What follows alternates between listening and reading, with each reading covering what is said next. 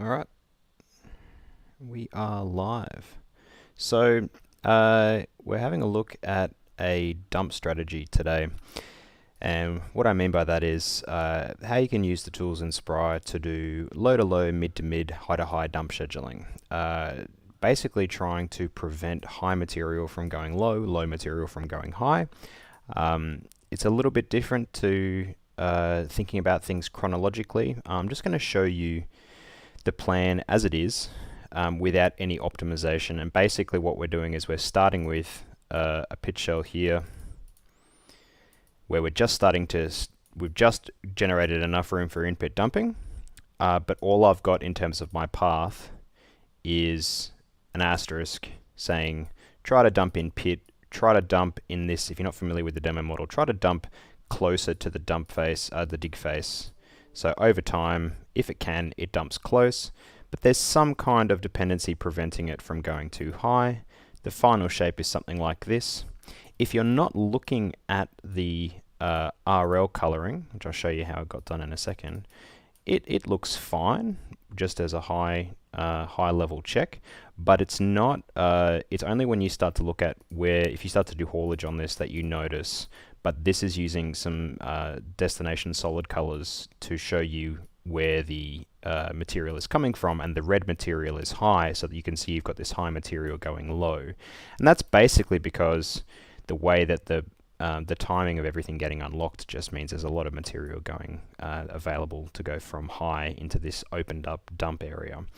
So I'm going to show you my strategy for dealing with this. Firstly, before we get going though, just in terms of how you can visualize your data like this, it's a good place to start. So I have arbitrarily, for the time being, defined 3 sections of my source and therefore 3 sections of my destination, which is just very cleanly at a particular RL setting that anything at the 55 bench or below is considered low. Anything at the 95 to 60 is considered mid, and anything above that's considered high. Now there's no correct way to do this. Basically you have as many of these sections as you want, as many sections as gives you the result that you're chasing, but it's going to be easier as a beginner to start from something where you've just got 2 or 3 just to get a feel for what the system is. So I've got these 3 sections here. I have also defined them as hard-coded text ranges.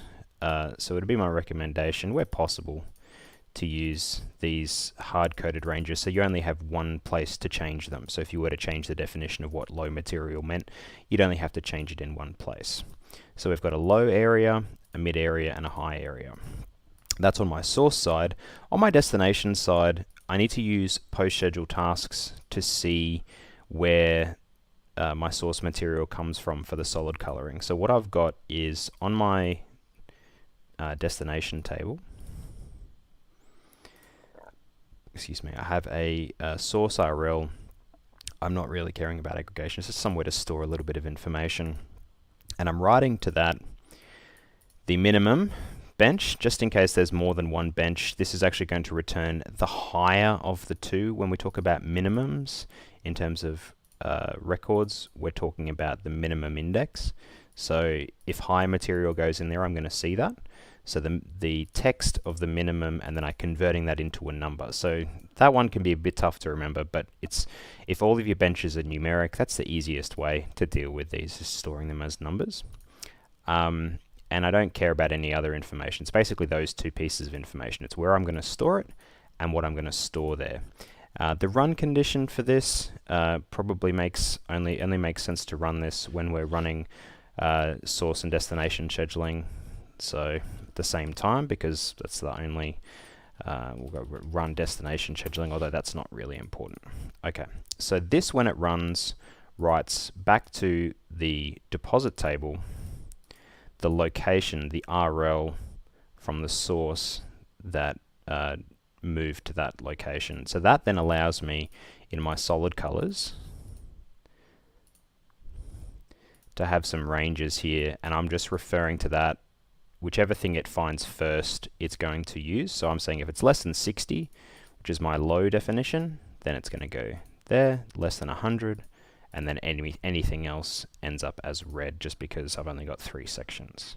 Okay, if that stuff is unclear, this is not the important component to this. I would recommend that you have a look at the video on solid colors and the attached PDF and get familiar with solid colors. But now that we have this is, as I said, is just a basic starting point. I've just put an asterisk in. It's not, I haven't attempted to do anything at all in terms of optimizing it yet. But basically what we're trying to avoid, or what we're trying to achieve, is probably a more positive way of talking about it. But on the screen here, if we pick the first thing that happens, you've got a green, you've got red material going down into the lower section, and then as we get lower, you'll actually find we've got low material going high. And basically, conceptually, I would consider this to be the equals and the x problem. So I'm just going to draw something on screen really quickly. Basically, high to low, low to high, bad. I mean, this is not rocket science, but in terms of what we're aiming for our low material to go low, or if it needs to go a little bit higher, we're just still trying to prevent material from crossing down and creating an X. This is as much as possible, this is what we're trying to avoid, because this is excess elevation. For haulages, usually, as a general, these are just rules of thumb, right? It's not always going to apply, but it's a good place to start. We're trying to avoid these lines from crossing, basically. So, in order to do this, the process starts now. So I'll just note in the video that we're about the 6.5 minute mark for the to add some comments to it later to help people skip. But what we're going to do is say, okay, rather than working at this chronologically and trying to each month optimize the dump, what we're going to do is work out how much space would be required for us to perfectly, or optimally dump the low material on its own. So what we're going to do is actually dump the low material only. So if we go back to our dump path right now, this dumps everything. I'm going to get rid of this. I'm going to create a copy of it, and I'm going to call it low material. I'm going to enable that rule, and in my source range, I'm going to select my low range. So now what I'm doing is I'm only going to be dumping the low material, and I'll just show you what this looks like without going into any more detail. Basically, if we roll right through to the end of the schedule, you'll notice that at no point did we overflow into the spare out-of-pit dumps. So if we go back to what was on before, one more time, we end up overflowing into this dump and also a little bit over into this dump over here. So there's no overflow for the low material. If we run it just with low to low, but what you would find if you went and looked at your reporting is you'd find that none of the yellow material or orange material and none of the red material is actually getting dumped. That's okay. That's intentional. That's what we want. But what we're going to do is actually look at this dump and go, okay, how high did we need to get to make this work? Now there's a pretty neat single line here that we got to, and it's very much at this 50 RL. The 50 RL is basically the height that we want to try and reserve out until we hit strip 7, but we haven't actually finished dumping yet. So it's probably pretty fair to assume for this model that we've got strip bench 50 in the in-pit dump should basically be reserved for out-of-pit for low material to go in. So that's basically the first one. We've got a couple of different ways we can choose to represent that in the model. I'm going to show you two different ways, a manual way and an automatic way. I think the manual way is actually better option in the long run, but some people like to try and automate this, so I'll show you an automatic way to do it as well. So we'll just call this dump reserving, and basically I'm going to create a range called low now, and it's going to be in particular it's the alpha in pit. The outer pits, everything's got to go up at that point, so it's not as big of a deal. But I'm going to say everything from the 90, or if we want to get a little bit better, we're going to go with at 0 to mean the first, from wherever the bottom is up to the 50. So that's now going to be reserved for our low material. And so how we're going to use that is going back to our destination paths. In the low material section, what we're going to do is we're going to make sure that it ends up not being able to be used by anything else. So there's a couple of different ways we can choose to manage that. In the constraints section, we can actually create a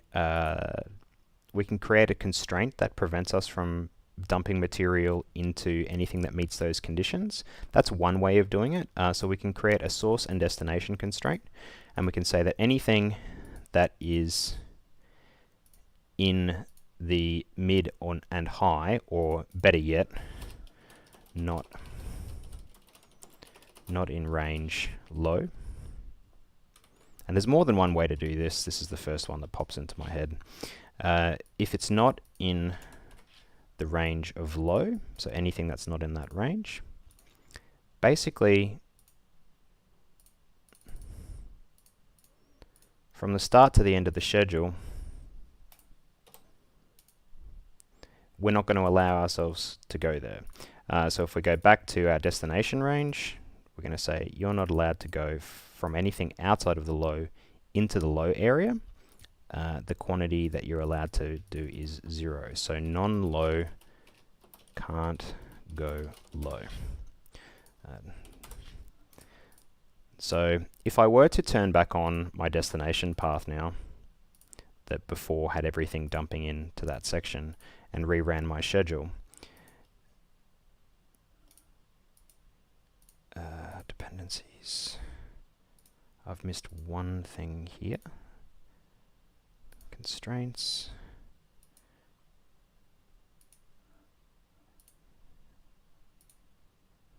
And that low dump.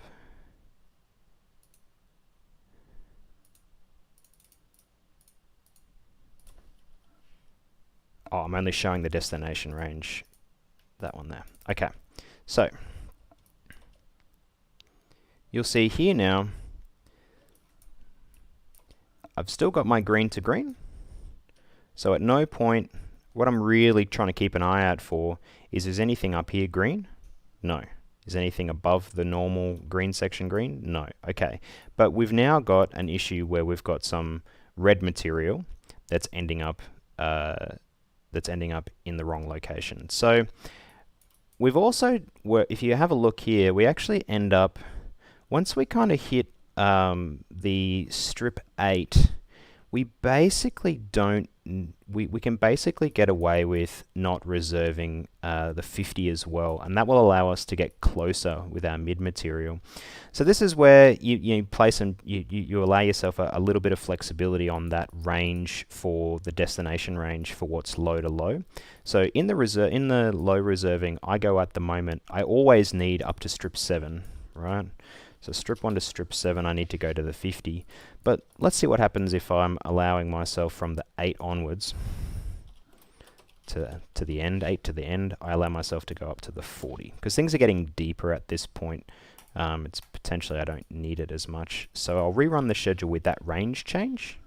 If you missed some of what I did there, feel free to step back for a second and go through it a little bit more slowly. But if we... Actually, it doesn't even look like by that point we actually have any mid material. So that's actually high material. We should actually at that point be allowed to dump. Oh, that's strip 7. Sorry, I picked strip 8 as the one that I limited. Should have done a proper dry run of this video, but let's go back to here. So up to strip 6 we want the 50, and from the 7. Now this is as I said, this is the manual method. I do have a preference for this method, but I will show you an automatic one if you want to hang around after the end. So you can see here, we actually then allow ourselves to start filling in a little bit more up the front with that dump, but that's high material still.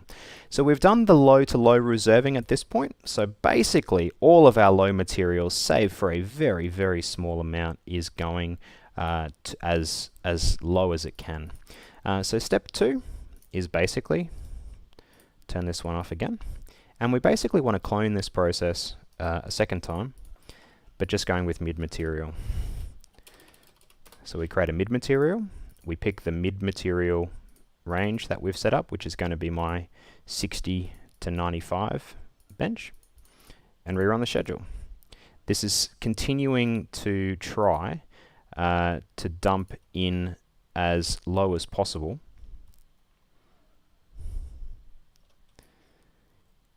And you'll see here that it's actually a little bit more varied now in terms of what needs to be reserved. And so we just need to create a little bit more of a complex range here, although you could probably pretty safely say it's ignoring this one little block here. It's up to the bench 90 in the first 3 strips, and then bench 80 in the next strip. And then at that point, you know, you've got a handful of records that are going into that front location there. You could probably afford to not reserve that, but this is where it plays, you know, you can play a little bit of judgment. I'll show you what the result is of just picking these first few. So it might look like it's not as steep as it should be. Oh, that's because my range here, where is it? Destinations. Because of the way my pit lays back, I'm actually, in this example, waiting on a very, very small amount of material here before I can start dumping into here. This is a separate issue. This is, I didn't mention at the start, but one of the things that you want to do is you want to make sure that you're happy with the way that your dump face plays out in terms of your dependencies. So let's take this one. So the reason why we're not dumping a little steeper here is we've just got this one little 50, and in my model, the 50s are what drive the dump structure. So once you've finished an entire strip at the 50. Now, if we made that a little bit less strict,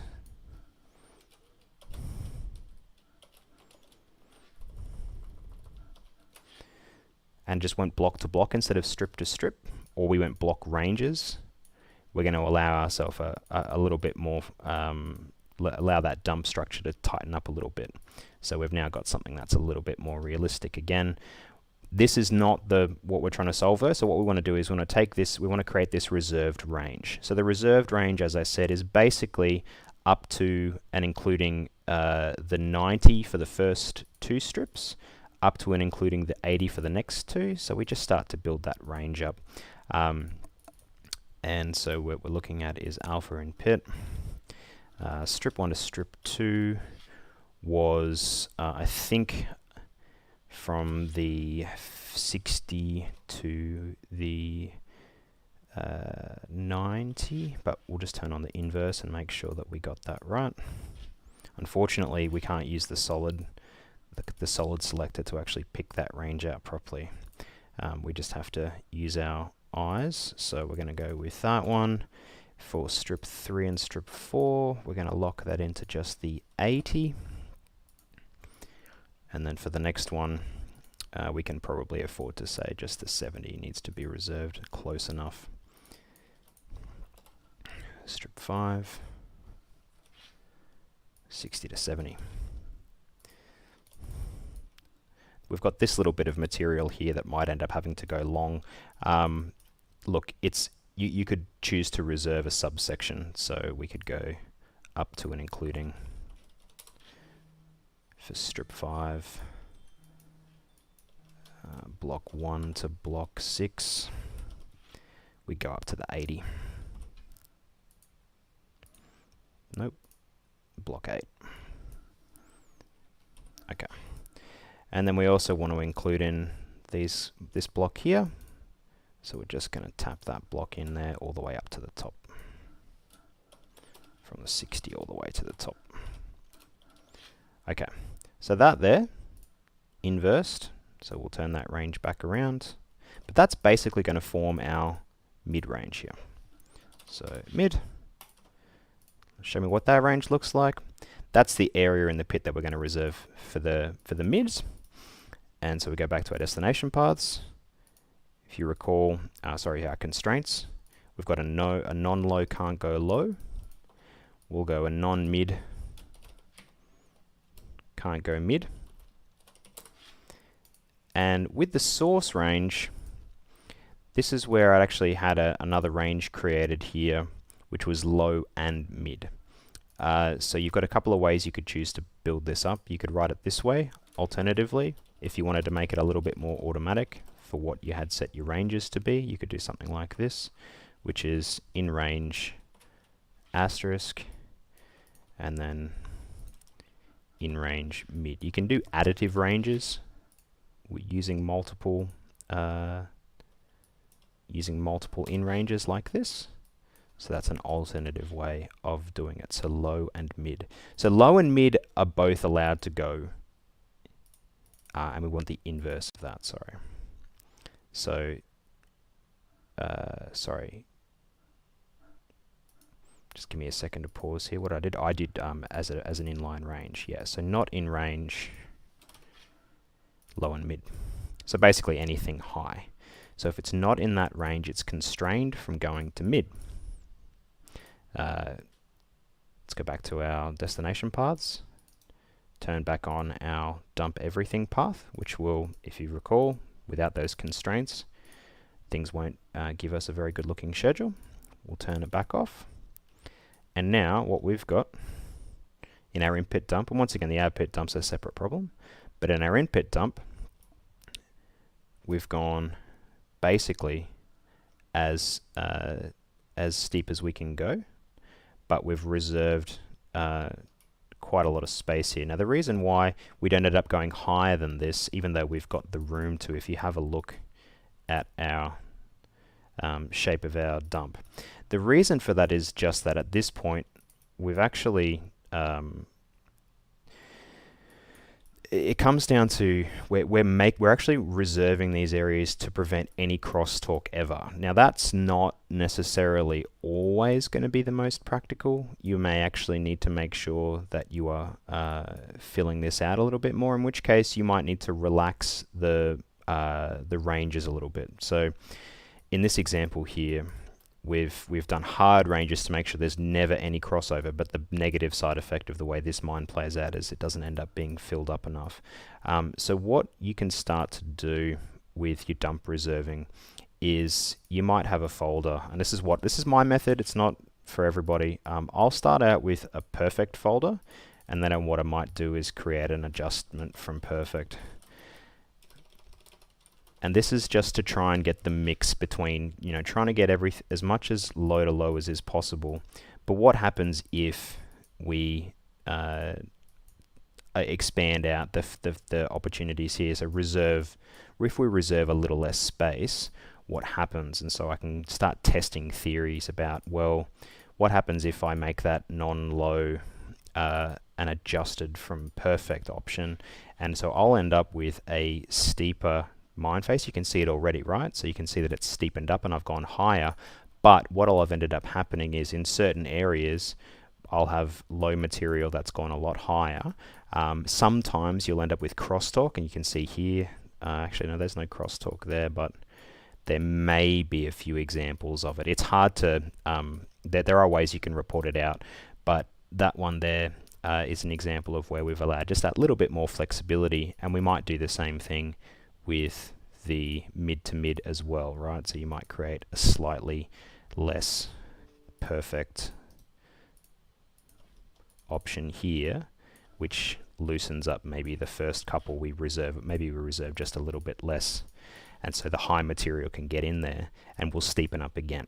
So once again, and the reason why we don't actually end up needing as much height regardless of what we're trying to do is if we go back to the version where we didn't have any constraints and we go back to our destination path option where there's we go back to where everything gets dumped, is that even at the end of that we don't actually end up using all of the height of this dump. We use it all early on, but once we hit sort of strip 5, we don't actually need all of our in-pit dump room anymore. So this is a demo model, right? It's not a real mine, so those kinds of things haven't been necessarily planned as well as maybe they could have been. But hopefully you turn these back on now. You rerun the schedule. Here's what we started with, if you can recall. Lots of low material going high material going low. We turn those constraints back on.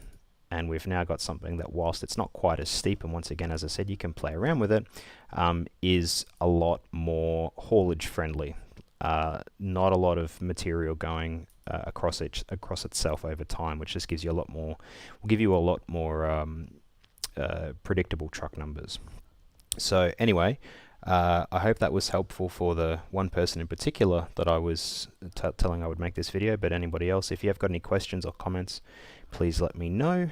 Thank you for your attention as always. If you'd like a copy of this, please let me know. It's the version of the demo model that's set up like this is not in a great shape. This is my model that I play around with a little bit. Actually, I remember now I was going to show a more automated way to handle the ranges. So I'll just show you that quickly as well. So this method that I was referring to, where I'm toying around with the ranges here, this method, I prefer it, as I said, but sometimes people don't like to mess around with manual ranges because it can get a little confusing. So there is an alternative way you can do this, which is that you can create a reserved flag. Where is it? That's on my dig table. You can create a reserved flag on your post-schedule tasks and try and use post-schedule tasks to drive good behavior. So in here, we've got post-schedule tasks, we've got manually run, and then this dump scheduling video, we've got a low reserved and a mid reserved.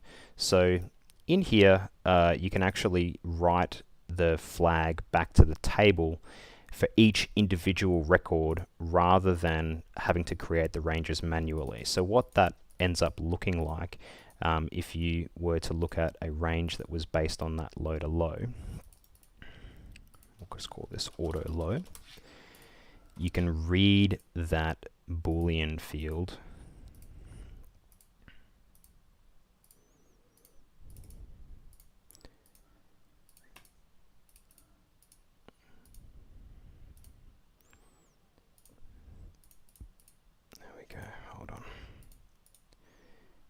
this one here.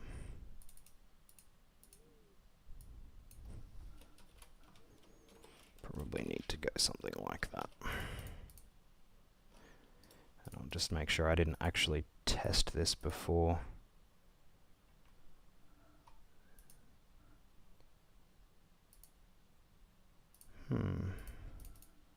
Oh, it's because I haven't actually run it. It's a manually run thing. That's what I was having a moment there. Alright, so no, it's actually not behaving the way that I wanted it to. We might call it at that. I should have done a dry run of this particular issue. Should just be doing...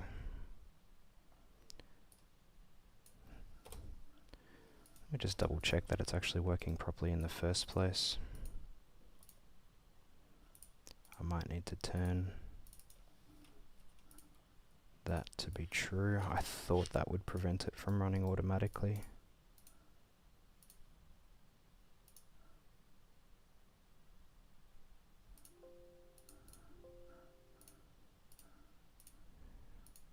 It's also possible that I'm finding bugs as I go. Source range comes from low. Basically, it should just come through. If it comes from low, it should be true.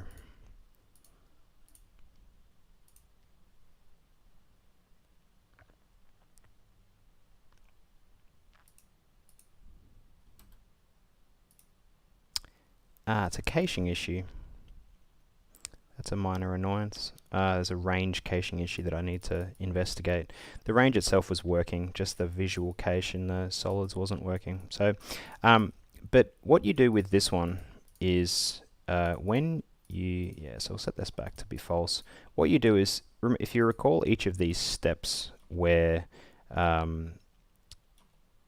we went through and we did reservation steps, so we just did the low material. So if we run that schedule again, we go back to the animation, you can see we're on our low to low at the moment. So there's our low to low schedule. Then what we do is we go back to our reserving and we run that on its own.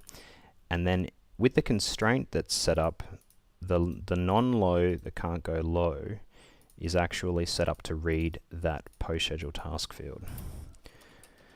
So instead of reading the destination range where it's adjusted, we're going to read the auto field. So if we go back, rerun that schedule, go back and turn on the destination path,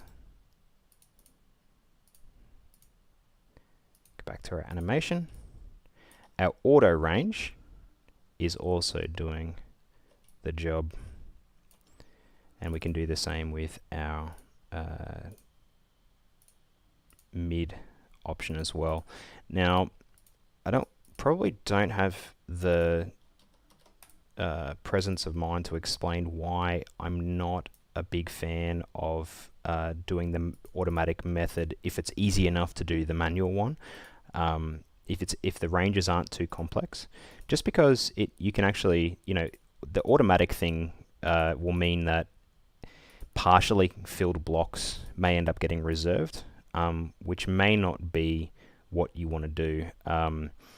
Like, you may want to actually say, look, half that block got filled by low. Well, we need to, because we've got bottom-up dependencies, we need to make sure that everything can get dumped on top. So that's the reason why this is sort of set to this greater than. Basically, it just means if you completely fill the block, you can reserve it, but if you don't completely fill the block, you can't. And even then, it's possible that 99.5% of a block gets filled by the low. Well, you need to actually finish that off with the mid so that you can dump on top of it. So there's reasons why looking at it in an automated way aren't great. I also wanted to show one more for anyone that's continuing to watch this. One of the other things you can do is you can give yourself some flexibility on the non-low can't go low without actually doing the range change. So in here we've got the adjustment far from perfect. We've got this one. So we'll set them back to perfect again. So we're back to where we were before I tried to start showing the automatic method, right? Which is where we end up with something that's a little bit flat. And when we went to the adjusted method, we were just manually reducing the ranges. One of the other things that you can do is if you change this constraint to be monthly. So right now, it's a single yearly based one. You might want to go monthly, you might want to go yearly, whatever level is helpful for you. But you might want to go with manually specified, go by reporting level. Actually, this is a case that I created just for this video. So let's just go by manually specified. So every month, for the whole schedule, we're allowing zero material from the non-low to go outside of the low. And then with this one, we'll do the same thing. It's still going to be 0. This is exactly the same behavior as what we've got at the moment. So if we rerun the schedule, nothing will change. The result will be identical. But if we look back at a given month and say, for example, we look at this behavior right now and we say, well, actually, we don't want to be dumping. We could actually afford to be dumping a little bit closer because we're going to have that space for the low material, and we need to tighten up our hauls in this month. So what we're going to do is in this month, so we're in September of 2024 and August, what we can do in those months is actually say, look, the restriction is lifted. Let's see what happens if we just lift the restriction, and we can use the constraint to basically allow a certain quantity to go outside of that. So we're in 2024 August. So if the mid can't go outside of the mid, well, we might say, well, in September of 2024 August 2024, this one here, August to September, we might start allowing some quantity. I'll just start with 100,000. We might start allowing some of that quantity to actually go somewhere else. So that mid material is actually allowed. Non-mid material is allowed to go out. So I actually allowed high material to go in. The one that I wanted to loosen up was this one. So this one's going to allow some material to actually sneak out of that range. And you'll see that yellow material, might need to bump that number up.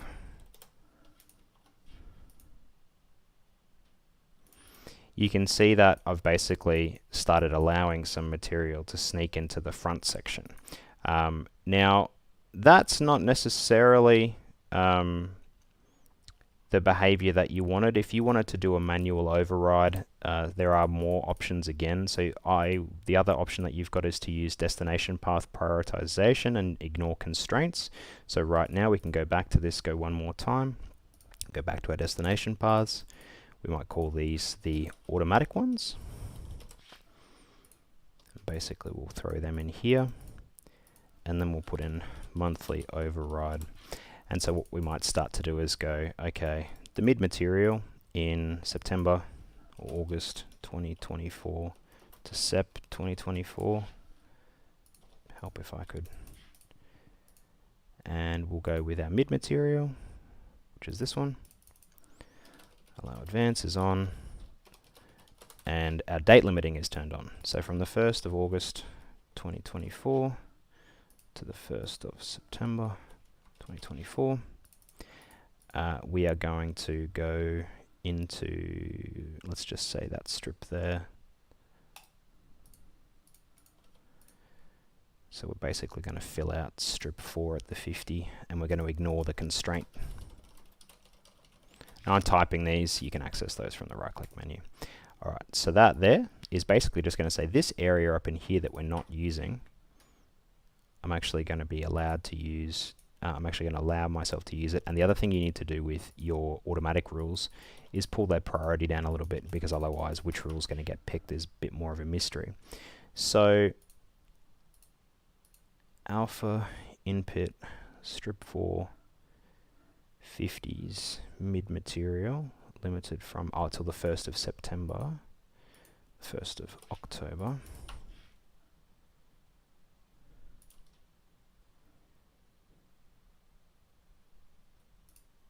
Out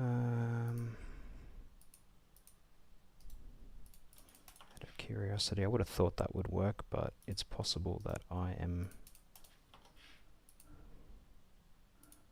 making a mistake. Let's just run my snapshot viewer.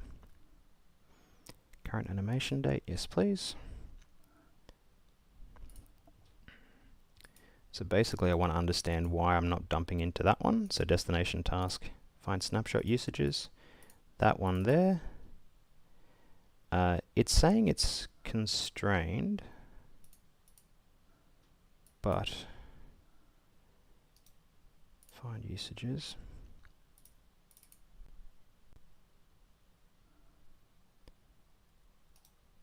Column chooser, ignore constraints is on. So that should not actually be constrained, which means there's a bug that I need to go chase up. It's always a good way to end a video, so let's call it at that.